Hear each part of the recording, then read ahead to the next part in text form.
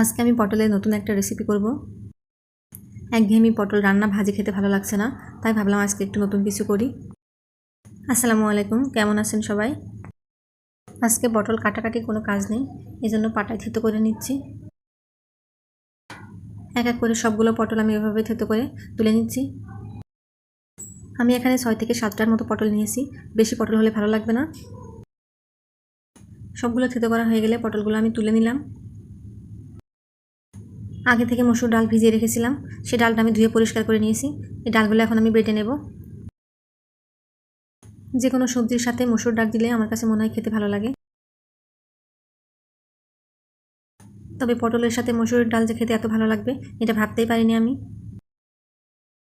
ডালগুলো আমি একদম মিহি করে বেটে নিচ্ছি না, একটু আধা ভাঙা মতো রাখছি, তাহলে ভালো হবে। আমার বাসার সবাই তো এই রেসিপিটাকে অনেক প্রশংসা করেছে, আমার কাছেও বেশ ভালো লেগেছে। আধা ভাঙা করে ডালগুলো আমার বাটা হয়ে গেছে, এখন আমি ডালগুলো তুলে নিচ্ছি। থেতো করে রাখা পটল আর এই বাটা ডালগুলো আমি একটা বোলের মধ্যে নিয়েছি। এখানে দিয়ে দিলাম স্বাদ মতো লবণ, কাঁচামরিচ বাটা, গোটা জিরা, হলুদ, শুকনো মরিচের গুঁড়ো আর 1 চামচ আটা। এখন সব কিছু ভালোভাবে মিশিয়ে নেব। এখন শুধু ভেজে নিলেই হবে, এজন্য কড়াইতে আমি তেল দিয়ে দিয়েছি। তেলটা একটু ভালো করে গরম হয়ে গেলে দিয়ে দিলাম শুকনো মরিচ টুকরো করে। মরিচগুলো একটু ভাজা হয়ে গেলে এখানে দিয়ে দেবো রসুন কুচি আর পেঁয়াজ কুচি। পেঁয়াজ রসুন কিছুক্ষণ ভেজে নিয়ে মাখানো পটলগুলো আমি এখানে দিয়ে দেবো। এই কড়াইতে পটলগুলো ভাজতে একটু অসুবিধা হচ্ছে, এজন্য আমি ননস্টিকের কড়াইতে নিয়ে নিলাম। ডালটা একটু বেশি হয়েছে, এজন্য নিচের থেকে লেগে যাচ্ছে, যার কারণে চেঞ্জ করা লাগলো।